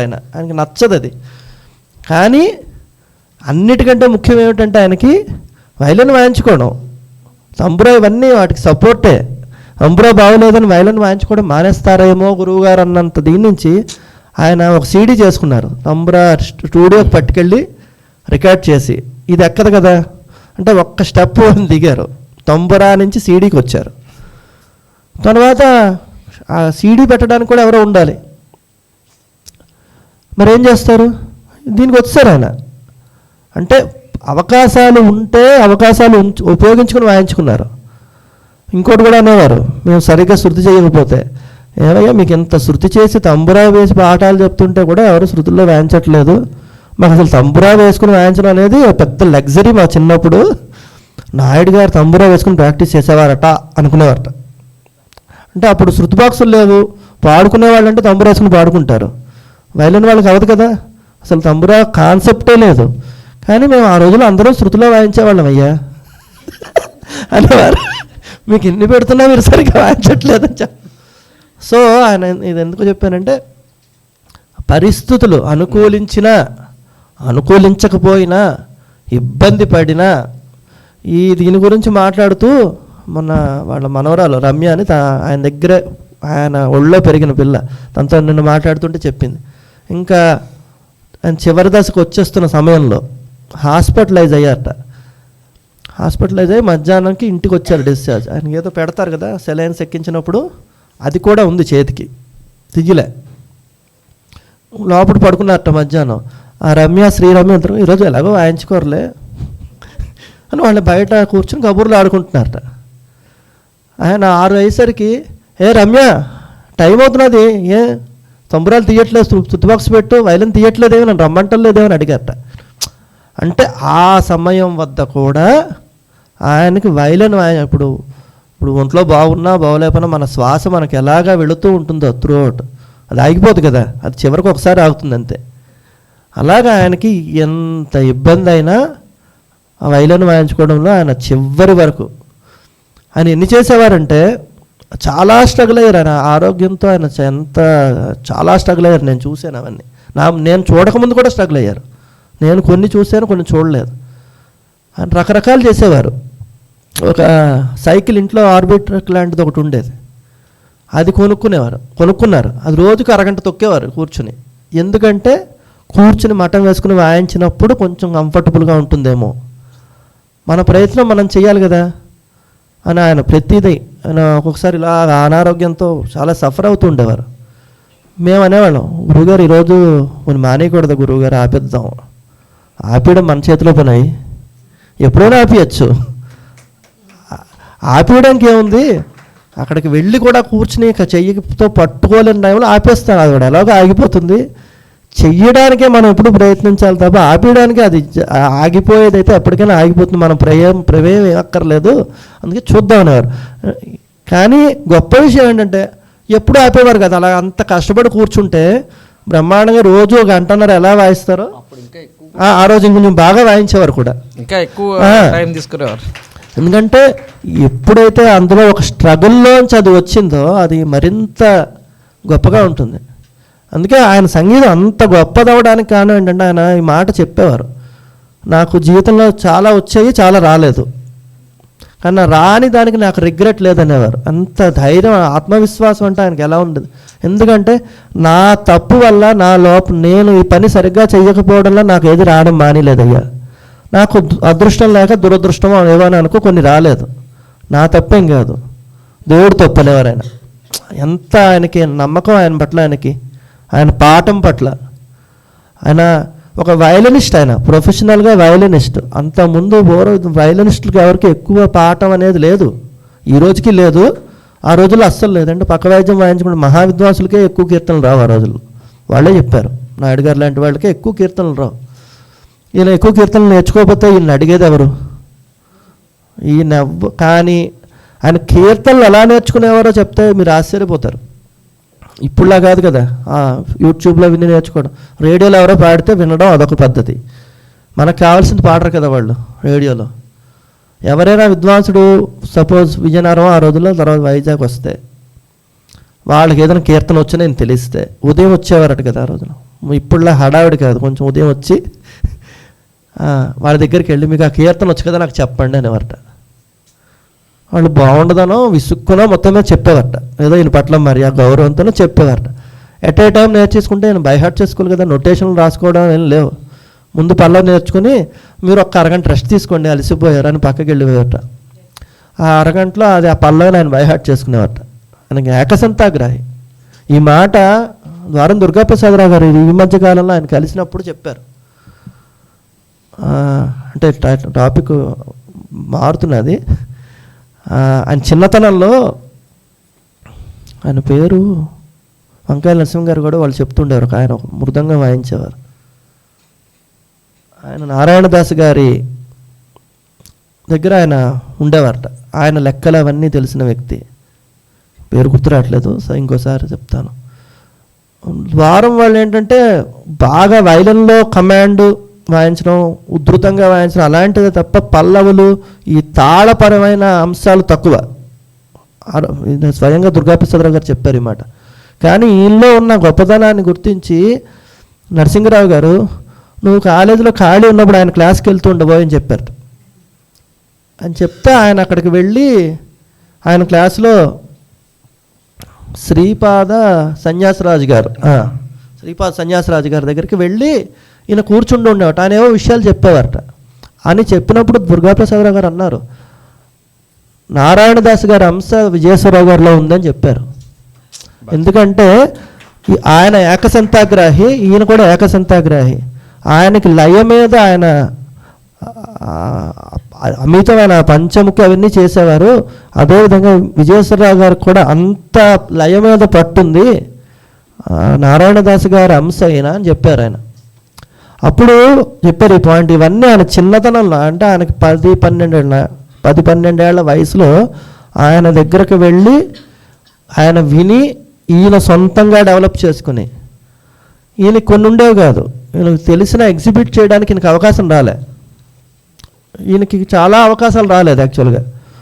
వాటన్నిటిని ఏం చేశారు, తర్వాత కాలంలో సుధారాణి గారు అనే ఒక వ్యక్తి ఆయన దగ్గరికి వస్తే ఆయనే చెప్పారు ఈ మాట, నేను చెప్పిన మాట కాదు. నేను చేసి పబ్లిక్లో చెయ్యలేకపోయిన ఎన్నో పనులు నేను సుధారాణి ద్వారా చేయించానని చెప్పేవారు. ఆవిడ మనకి లైవ్ ఎగ్జాంపుల్. ఆవిడ షట్కాల పల్లవ లాంటి ఎవరు టచ్ కూడా చేయలేని ఒక ప్రక్రియ అతి చిన్న వయసులోనే చేసేశారు. ఏదో ఆవిడకి 40 ఏళ్ళు 50 ఏళ్ళు వచ్చినప్పుడు కాదు, ఆవిడ 20-25 ఏళ్ల వయసులోనే గురువుగారు ఆవిడ చేత అది పాడించారు. అంటే ఆయన నమ్మకం ఏంటంటే, ఒకటి పట్టుకొని మనం వెళితే ఒకలా కాకపోయినా ఇంకొక రకంగా అది ఆయన పేరు రావాలని కాదు. షట్కాల పల్లవ లాంటిది ఒకటి ఆవిడ పాడకపోతే మన ఈ జనరేషన్ ఎవరికి తెలియడానికి అవకాశమే లేదు. ఓహో షట్కాల పల్లవట అని అనుకోవడమే. ఒకప్పుడు 2 రోజులు రాగం పాడేవారట అనుకుంటున్నాం కదా, అలాగే షట్కాల పల్లవట అనుకునేవాళ్ళం. కానీ అలాంటివి చేశారంటే ఈ సంగీత ప్రపంచానికి ఆయన ఎంత ఇచ్చారు, రిటర్న్లో ప్రపంచానికి ఎంత ఇచ్చిందంటే క్వశ్చన్ మార్కే నాకు. అంటే ఎంత ఇచ్చినా తక్కువే, వాళ్ళు దాని గురించి చెయ్యలేదు కాబట్టి అది వాళ్ళకి పెద్ద విషయం కాదు. కానీ వాళ్ళు సంగీతానికి ఇచ్చి ఆయన పేరు చెప్పుకొని ఆయన ఇన్స్పిరేషన్తో ఆయన తలుచుకుని ఎన్ని వందల మంది ఈరోజు బతుకుతున్నారు. బతకడం అంటే సంగీతం ఏదో పట్టుకుని డబ్బులు సంపాదించడం, బతకడం అదొక మార్గం. ఏం లేదు, ఇంట్లో మేము హాయిగా సంగీతం వాయించుకుని ఆనందపడుతున్నాం, అది కూడా ఆయన పుణ్యమే. ఆయన చెప్పేవారు సంగీత పరమావధి అదే అని చెప్పేవారు. కచేరీలు, ఉద్యోగాలు, డబ్బులు అవన్నీ ఉండాలయ్యా, ప్రతి ఒక్కడికి ఉండాలి, కానీ అది కాదు అల్టిమేట్గా. నువ్వు వైలన్ వాయించుకొని నువ్వు ఆనందంగా ఉండాలి, నువ్వు పాడుకుని నువ్వు ఆనందంగా ఉండాలి, లేకపోతే నువ్వు వీణ అయితే వీణ వాయించుకుంటూ ఆనందంగా ఉండాలి. సంగీతం నేర్చుకోవడం వల్ల రావలసినది ఏంటి అంటే అది వచ్చిన తర్వాత పేరు ప్రఖ్యాతులు డబ్బు అవన్నీ వస్తే అవన్నీ ఒక అందమైన మనిషికి అలంకారంలాగా, అంతే తప్ప అలంకారంతో ఎవరికి అందం రాదు. ఇలాంటి గొప్ప విషయాలన్నీ చెప్పేవారు ఆయనకి. సో ఇది చాలా మేము గంట సేపు మాట్లాడడానికి భయపడ్డాం, కానీ గంట చాలా ఫాస్ట్గా అయిపోయింది. సమయం అయిపోతే మేము ఇక్కడతో ఈ సెషన్ని ముగించి ఇలాంటివి మరిన్ని చెయ్యాలని ఉంది. సో మరోసారి వందన గారిని రిక్వెస్ట్ ఏంటంటే ఇలాంటి అవకాశాలు మాకు మరిన్ని ఇవ్వాలి అని కోరుకుంటున్నాం.